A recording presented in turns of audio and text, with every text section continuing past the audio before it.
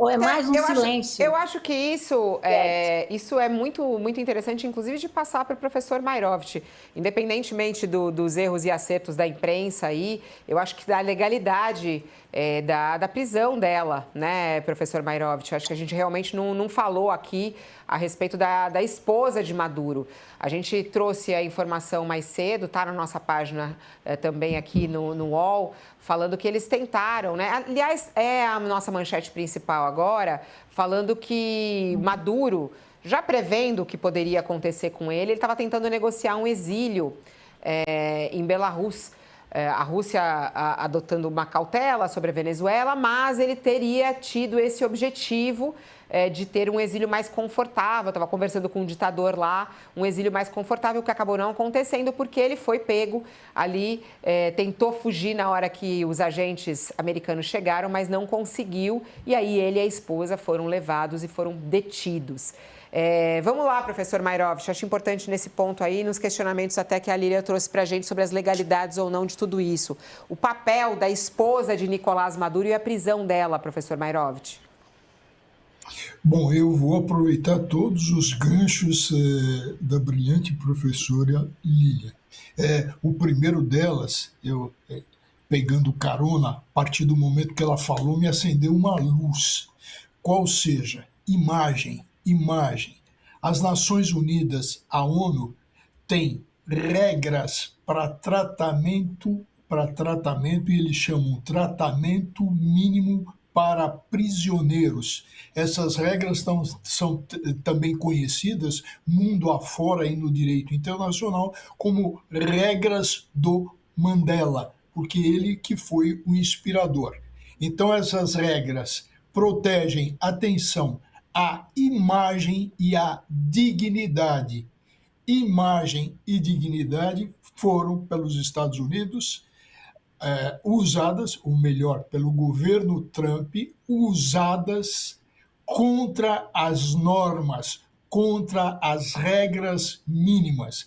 Então, ocorreu, evidentemente, ofensa ao direito de imagem, direito internacional, à imagem, direito da agentes, direito internacional público e também a dignidade. Isso com relação a ele e agora com relação à esposa. A esposa foi vista, inclusive, na ordem de prisão do juiz federal como coautora desses crimes, de todos esses crimes.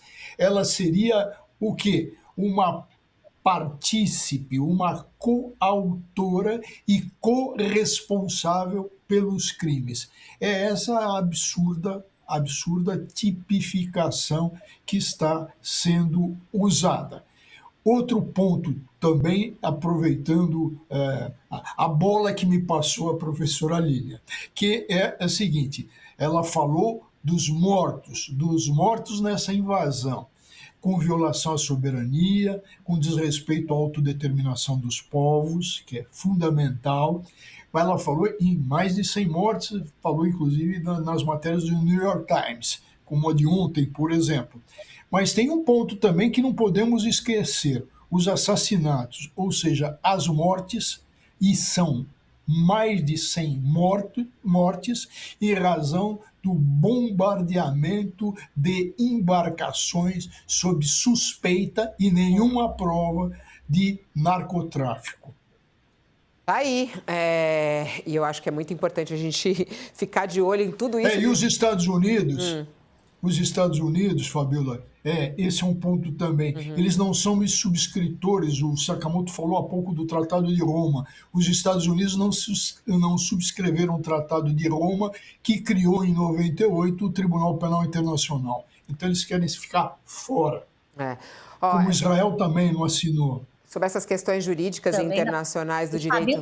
Pode falar. A gente, só para quem está conosco na TV, a gente vai fazer o intervalo, mas a gente segue aqui pelo YouTube. A gente recebe nesse momento a historiadora e escritora Lília Schwartz conosco, fazendo análise do ponto de vista histórico desses últimos acontecimentos. Vamos lá, Lília, pode falar. Não, eu só queria conversar a partir dessa dica do professor Mairovitch, se ela é considerada coautora, nós podemos perceber como as imagens, e imagem tem a mesma raiz para magia, não é?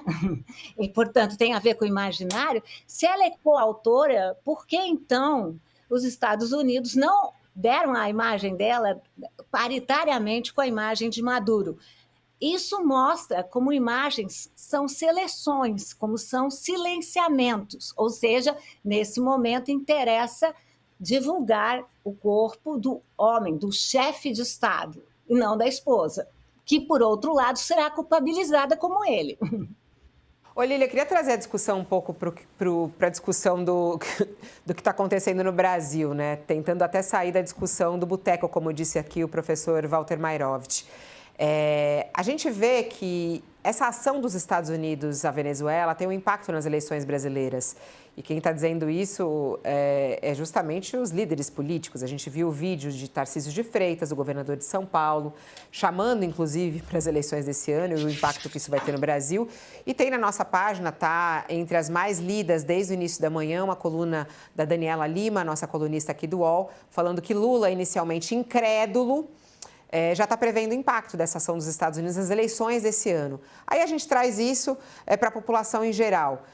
A gente vê aí na conversa bem superficial, tá certo, Donald Trump tá certo, outros é um absurdo, e por aí vai. Qual é o impacto que você vê isso na vida da população, né? Quando a gente vê um acontecimento como esse e as pessoas não se atêm aos fatos e aos direitos internacionais, como estamos discutindo, ao direito à soberania, e vão mesmo para uma análise mais superficial, mas que tem impactos eleitorais aqui no nosso país. A gente está iniciando o ano de 2026, que é um ano importantíssimo, no qual a gente vai ter eleições presidenciais em outubro.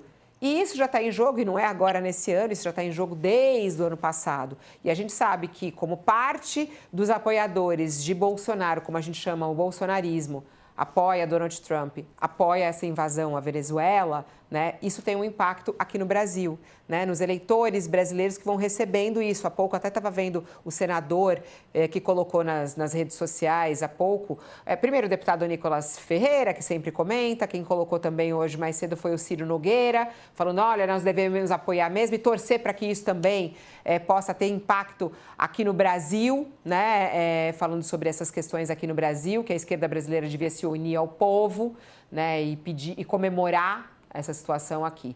Vamos lá, estamos já voltando para quem estava conosco na TV, já estamos de volta. Eu pergunto a Lilian Schwartz aqui, qual o impacto que isso tem no nosso país, o impacto político disso, as pessoas celebrando essa invasão?